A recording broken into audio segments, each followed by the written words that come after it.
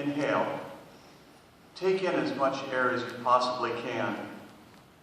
This story should last about as long as you can hold your breath, and then just a little bit longer. So listen as fast as you can. A friend of mine, when he was 13 years old, he heard all about pegging. Pegging is when a guy gets banged up the butt with a dildo. Stimulate the prostate gland hard enough. And the rumor is that you can have explosive hands-free orgasms at that age. At 13, my friend's a little sex maniac. He's always jonesing for a better way to get his rocks off. So he goes out to buy a carrot and some petroleum jelly to conduct a little private research. Then he pictures how it's going to look at the supermarket check stand. The lonely carrot, the petroleum jelly, rolling down the conveyor belt toward the grocery store cashier. All the shoppers waiting in line, watching. Everyone's seeing the big evening he has planned. So my friend, he buys milk and eggs and sugar and a carrot, all the ingredients for a carrot cake, and Vaseline. Like he's going to go home and stick a carrot cake up his butt. I want to see how she was going to handle that part.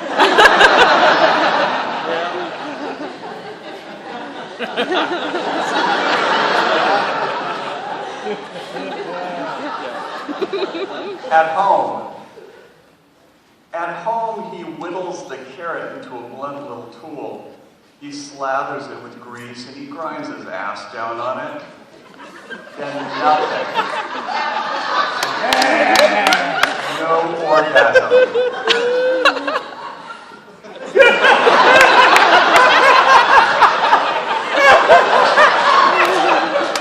Nothing happens except it hurts like hell. Then this kid, his mom yells, "It's supper time!" She says to come downstairs right now. He works the carrot out, and he stashes the slippery, filthy thing in the dirty clothes under his bed. After dinner, he goes to find the carrot, and it's gone. All of his dirty clothes, while he was eating dinner, his mom grabbed them to do the laundry. No way could she not find this carrot, carefully shaped with a paring knife from her kitchen, still shiny with lube and stinky. This friend of mine, he waits for months under a black cloud, waiting for his folks to confront him, and they never do, ever. Even now that he's grown up, that invisible carrot hangs over every Christmas dinner, every birthday party, every Easter egg hunt with his kids, now his parents' grandkids. That ghost carrot is hovering over all of them. That's something too awful to name. People in France have a phrase, spirit of the stairway. They say in French, esprit d'escalier. It means that moment when you find the answer, but it's just too late. Say you're at a party and somebody insults you, you have to say something. So under pressure, with everybody watching, you say something lame. The moment you leave the party, as you start down the stairway then, magic. You come up with the perfect thing you should have said, that perfect crippling put down. That is spirit of the stairway. The trouble is, even the French don't have a phrase for the stupid things you actually do say under pressure. Those stupid, desperate things you actually think, or you do. Some deeds are just too low to ever get a name, too low to ever get talked about. Looking back, kid psych experts, school counselors, now they say that most of the last peak in teen suicide was just kids trying to choke while they beat off. Their folks would find them, a towel twisted around their kid's neck, the towel tied to the rod in their bedroom closet, their kid dead. Dead sperm everywhere. Of course their folks cleaned up. They put some pants on their kid. They made it look better. Intentional, at least. Just the regular, sad kind of teen suicide. Another friend of mine, a kid from school, his older brother in the Navy said how guys in the Middle East, they jack off different than we do here. This brother was stationed in some camel country where the public market sells what could be fancy letter openers. Each fancy tool is just a thin rod of polished brass or silver, maybe as long as your hand, but with a big tip at one end, either a big metal ball or the kind of fancy carved handle that you'd see on a sword. This Navy brother, he says how Arab guys, they get their dick hard and then they insert this metal rod inside the whole length of their boner. They jack off with a rod inside. It makes getting off so much better, more intense. It's this big brother who travels around the world sending back French phrases, Russian phrases, helpful jack-off tips. After this, the little brother, one day he doesn't show up at school. That night he calls to ask if I'll pick up his homework for the next couple weeks because he's in the hospital. He's got to share a room with old people getting their guts worked on. He says how they all have to share the same television. All he's got for privacy is a curtain. His folks don't come to visit. On the phone he says how right now his folks could just kill his big brother in the Navy. On the phone the kid says how, the day before, he was just a little bit stoned. At home in his bedroom, he was flopped on the bed. He was lighting a candle and flipping through some old porno magazines, getting ready to beat off. This is after he's heard from his Navy brother that helpful hint about how Arabs beat off. The kid looks around for something that might do the job. A ballpoint pen is too big. A pencil is too big and too rough. But dripped down the side of the candle, there is a long, thin, smooth ridge of wax that just might work. With just the tip of one finger, this kid snaps the ridge of wax off the candle. He rolls it smooth between the palms of his hands, long and smooth and thin, stoned and horny.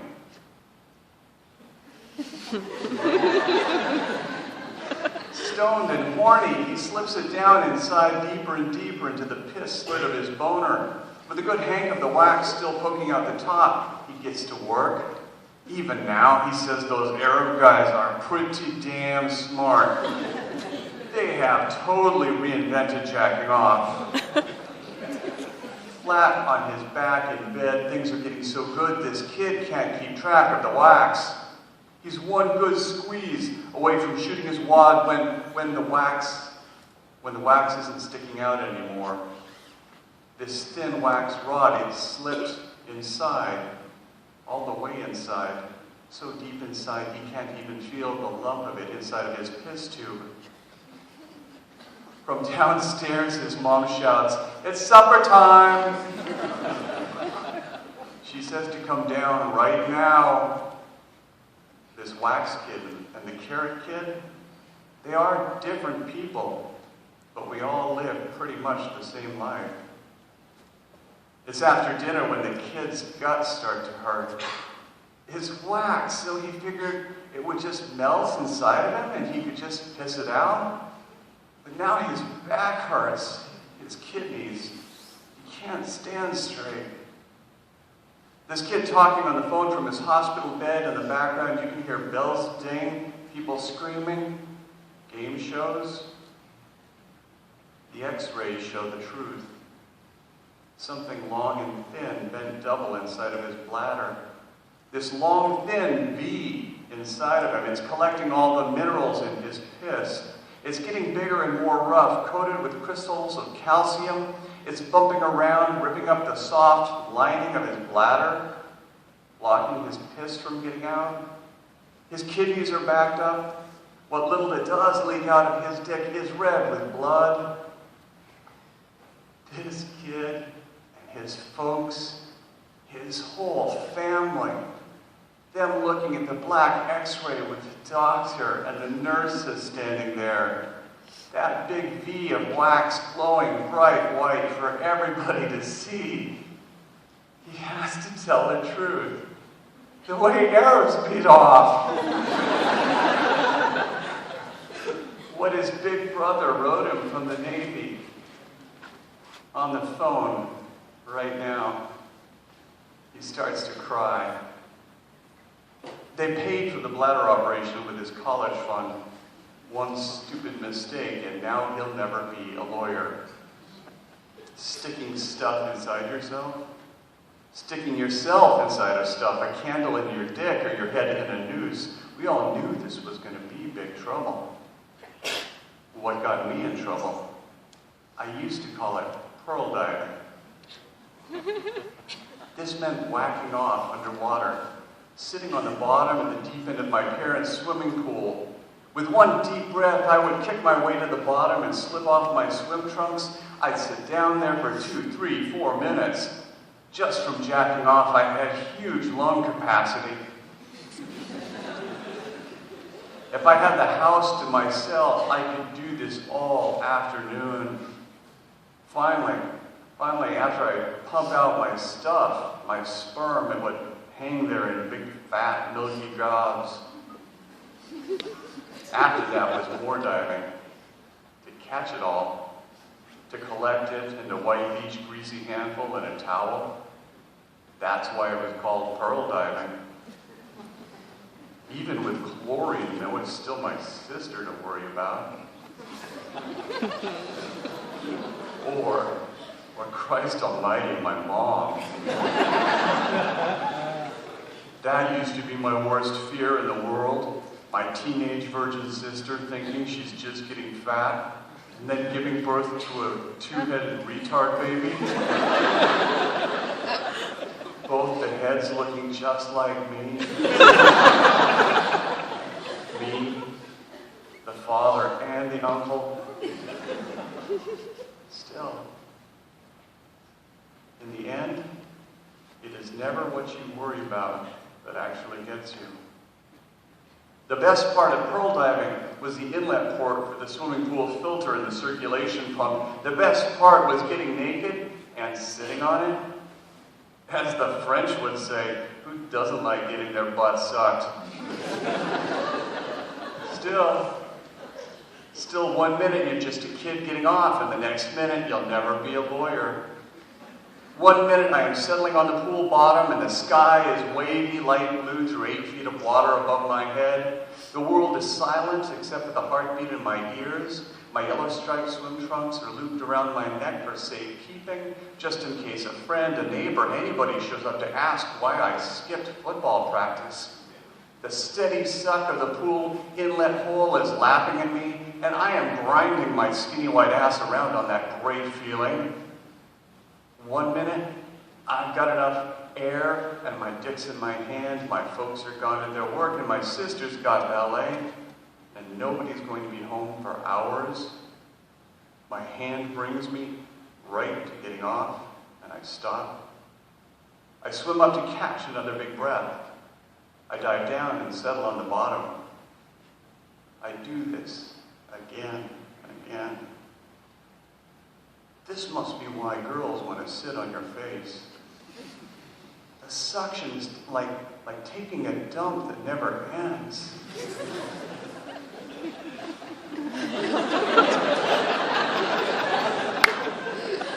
My dick hard and getting my butt eaten out, I do not need air. My heartbeat, my ears, I stay under until bright stars of light start whirling around in my eyes. My legs straight out, the back of each knee rubbed raw against the concrete bottom. My toes are turning blue, my toes and fingers wrinkled from being so long in the water. And then I let it happen. The big white gobs start spouting, the pearls. It's then then I need some air.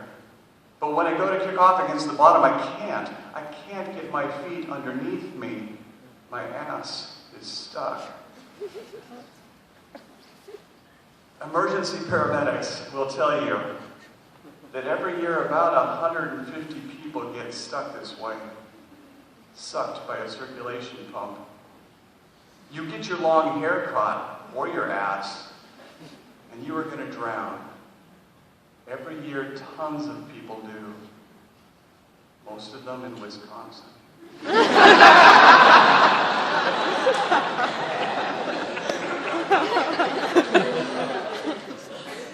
People just do not talk about it.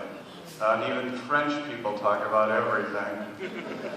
Getting one knee up, getting one foot tucked under me. I get to half standing when I feel the tug against my butt, getting my other foot underneath me. I kick off against the bottom. I'm kicking free, not touching the concrete, but not getting to the air either. Still kicking water, thrashing with both arms. I'm maybe halfway to the surface, but not getting any higher. The heartbeat inside of my head is getting loud and fast. The bright sparks of light are crossing and crisscrossing my eyes. I turn and I turn and I turn and I turn and I look back, but it doesn't make any sense. This thick rope, some kind of snake, blue-white and braided with veins, has come out of the pool drain, and it's holding on to my butt. Some of the veins are leaking blood, red blood that looks black underwater, and drifts away from little rips in the pale skin of the snake. The blood trails away, disappearing in the water, and inside the snake's thin blue-white skin, you can see some lumps of some half-digested meal. That is the only way this makes sense. Some horrible sea monster, a sea serpent, something that's never seen the light of day. It's been hiding in the dark bottom of our swimming pool drain, just waiting to eat me. So I kick at it. I kick at the slippery, rubbery, knotted skin and veins of it, and more of it seems to pull up out of the pool drain. It's maybe as long as my leg now, but still holding tight around my butthole. With another kick, I'm an inch closer to getting another breath. Still feeling the snake tug at my ass, I'm an inch closer to my escape. Knotted deep inside the snake, you can see corn and peanuts. You can see a long, bright orange ball. It's the kind of horse pill vitamin my dad makes me take to help me put on weight, to get a football scholarship with extra iron and omega-3 fatty acids. It's seeing that vitamin pill that saves my life. It's not a snake. It's my large intestine, my colon pulled out of me, what doctors would call prolapsed. It's my gut sucked into the drain. Paramedics will tell you that a swimming pool pump pulls 80 gallons of water every minute. That's about 400 pounds of pressure. The big problem is we're all connected together inside your ass. Your ass is just the far end of your mouth. If I let go, the pump keeps working, keeps unraveling my insides until it's got my tongue. Imagine taking a 400-pound shit, and you can see how this might turn you inside out. What I can't tell you is your guts don't feel much pain, not the way your skin feels pain. The stuff you're digesting, doctors call it fecal matter. Higher up is chyme, pockets of thin, runny mess studded with corn and peanuts and round green peas. That is the soup of blood and corn, shit and sperm and peanuts floating all around me. Even with my guts unraveling out of my ass, me holding on to what's left, even then my first want is to somehow get my swimsuit back on. God forbid my folks see my dick. My one hand holding a fist around my ass, my other hand snags my yellow striped swim trunks and pulls them from around my neck. Still getting back into them is impossible. You want to feel your intestines? Go buy a pack of those lambskin condoms. Take one out and unroll it. Pack it with peanut butter, smear it with petroleum jelly, and hold it underwater. Then try to tear it. Try to pull it in half. It is just too tough and rubbery. It is so slimy you cannot hold on. A lambskin condom, that is just plain old intestine.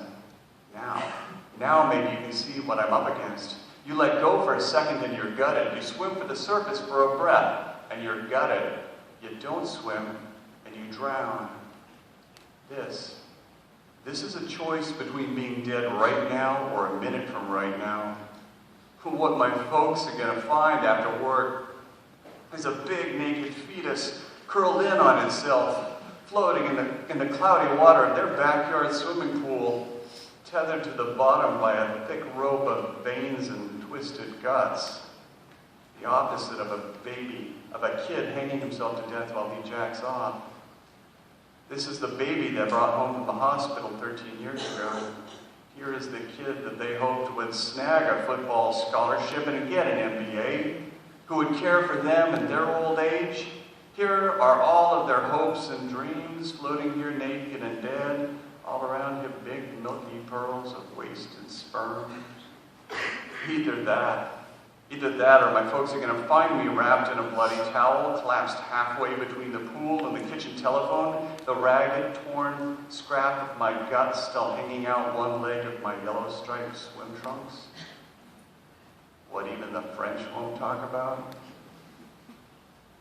That big brother in the Navy, he taught us one other good phrase, a Russian phrase, the way that we say, I need that like I need a hole in my head. Russian people, they say, I need that like I need teeth in my asshole. Niech to nadocha zubi batnietza. Those stories about how animals caught in a trap will chew off their leg, well, any coyote will tell you that a couple bites beats the hell out of being dead. Even if you're a Russian, someday you just might want to have those teeth. Otherwise, what you got to do is you have to twist around. You hook one elbow behind your knee and you pull that leg up into your face. You bite and snap at your own ass. You run out of air and you will chew through anything to get that next breath. This is not something you want to tell a girl on the first date. Not if you expect to kiss goodnight. If I told you how it tasted, you would never, ever again eat calamari.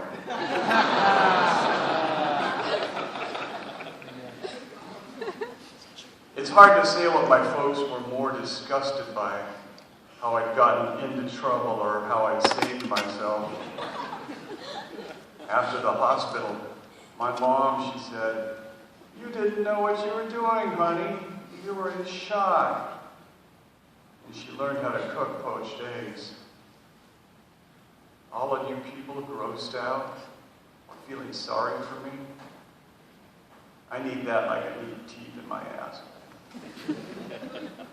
Nowadays, people always tell me I look too skinny. People at dinner parties, they get all quiet and pissed off when I don't eat the pot roast they cooked. Pot roast kills me. Baked ham. Anything that hangs around inside my guts for longer than a couple hours, it comes out still food. Home-cooked lima beans or chunk-light tuna fish, I'll stand up and find it still sitting there in the toilet. After you've had a radical bowel resectioning, you don't digest meat so great. Most people, you have 5 feet of large intestine.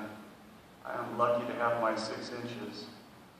So I never got a football scholarship. I never got an MBA. Both my old friends, you know, the wax kid and the carrot kid, they both grew up. They both got big. But I have never weighed a pound more than I did that day when I was 13. Another big problem was my folks paid a lot of good money for that swimming pool. In the end, my dad just told the pool guy it was a dog. The family dog fell in and drowned. The dead body got pulled into the pump. Even when the pool guy cracked open the filter casing and fished out a rubbery tube, a watery hank of intestine, with a big orange vitamin pill still inside, even then my old man said, "That dog was fucking nuts." Even from my upstairs bedroom window, you could hear my old man say, "We couldn't trust that dog alone for a second." Then my sister, Mr. Period.